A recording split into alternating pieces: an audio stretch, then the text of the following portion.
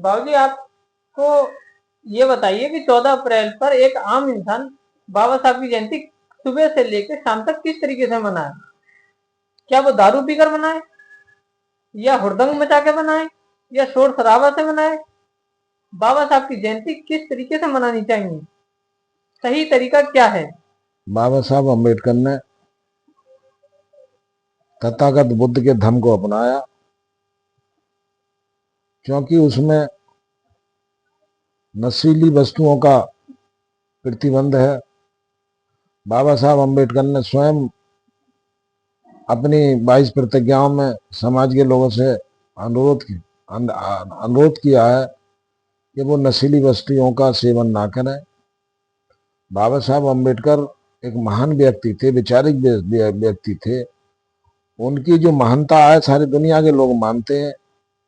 हमारे बीच में कुछ लोग नई परंपरा डालना चाहते हैं। उस परंपरा से हमारे समाज का अहित है, विचार हमारे कम हो जाते हैं, हो नहीं पाते हैं, और हम हुड़दंग बना के अपने घरों को चले जाते हैं।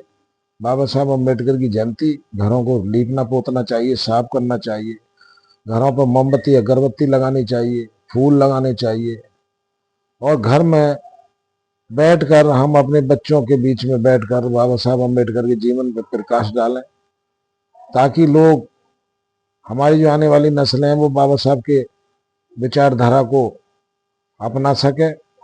यही जो उनके जन्मदिन बनाने का एक तरीका है, और इसी तरीके से हमें बनाने चाहिए, मिठाइयाँ बांटनी चाहिए, खुशी मनानी चाहिए, क्योंकि हमारा जो समाज है वो बाबा साहब अम्बेडकर की वजह से ही मुक्त हुआ है। अंधविश्वास पाखंडवाद को हमें तुरंत त्यागना चाहिए, संकल्प लेना चाहिए आज। और सभी देश के लोगों को मैं निवेदन करूंगा कि सभी लोग ये प्रयास करें कि कोई भी नई परंपरा हमारे इस कार्यक्रम में ना हो पाए, नहीं पढ़ पाए। मैंने पहले भी लोगों से अनुरोध किया था, कुछ प्रभाव हुआ। कुछ हमारे जो जोशीले नौजवान हैं वो इतना मस्त हो जाते हैं कि वो हुड़दंगबाजी पे उतर आते हैं, नाचते हैं, कूदते हैं।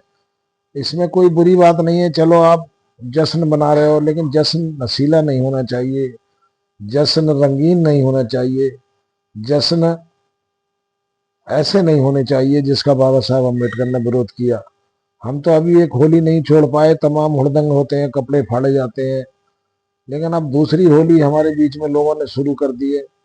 तो ये बुद्धिजीवियों का काम है कि ऐसी परंपरा ना पड़ने दें, उनका विरोध करें, बच्चों को समझाएं कि बाबा साहब अम्बेडकर के जीवन से प्रेरणा लें, ना कि हुड़दंगबाजी करके त्योहार मनाने से। 14 अप्रैल पर जो आजकल के नौजवान हैं वो क्या करते हैं, नीला गुलाल उड़ाते हैं, एक दूसरे को गुलाल लगाती हैं। क्या ऐसा होना चाहिए या नहीं होना नहीं, चाहिए? बिल्कुल नहीं। अब हमारे जो हम बहुत दिनों से देखते आ रहे हैं, हम 50 वर्ष से करीबन यहाँ चंदौसी में हमारा अनुभव है। हम देखते आ रहे हैं कि पहले कभी इस तरीके का कोई हुड़दंग, कोई ड्रामेबाजी नहीं होती थी। शोभा यात्रा पहले भी निकलती थी, बाबा साहब का जन्मदिन पहले भी मनाया जाता था।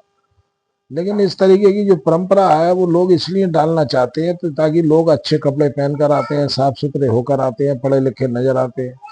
लोग व्यवधान उत्पन्न करना चाहते हैं कि ये बाबा साहब अम्बेडकर की जयंती हुड़दंगबाजी तलक सीमित रहे, विचारिक क्रांति ना हो, बाबा साहब के जीवन के संबंध में लोगों को जानकारी ना हो। लोग आए, हुड़दंग मचाएं और कपड़े फाड़ें, अपने कपड़े फाड़ें और हुड़दंग करके घर चले जाएं, ये लोग चाहते हैं। इस पर प्रतिबंध होना चाहिए, इसका विरोध होना चाहिए, और लोगों को समझाया जाना चाहिए। मैंने पिछली बार भी इस तरीके से लोगों से वीडियो डाल के कहा था कि भाई इस तरीके की जो विचारधारा है ये हमारे त्योहारों में शामिल नहीं है। हम 2 त्योहार पूरे देश में एक साल के अंदर मनाते हैं। एक बुद्ध जयंती होती है, दूसरी बाबा साहब की जयंती होती है। बाकी हम महान पुरुषों के भी जन्मदिन हमारे क्षेत्र में मनाए जाते हैं, और महान पुरुषों के जन्मदिन के मामले में हमारा चंदौसी बहुत आगे है। ज्योतिबा फूले साहब हैं, सम्राट अशोक की जयंती अब हमारे मनाई जाती है, चंद्रगुप्त जी की हमारे मनाई जा रही है, दीना भाना जी की हमारे मनाई जा रही है, झलकारी बाई की हमारे यहाँ मनाई जा रही है, ऊधम सिंह की हमारे मनाई जाती है। तमाम जन्मदिन हमारे यहाँ मनाए जाते हैं। लेकिन मैं पुनः निवेदन करूंगा लोगों से कि ऐसी कोई नई परंपरा ना डालने दे जिससे प्रशासन को भी सख्ती करनी पड़े और हमें अपना अपमान महसूस हो। ठीक है, नमो बताए जब नोदा जन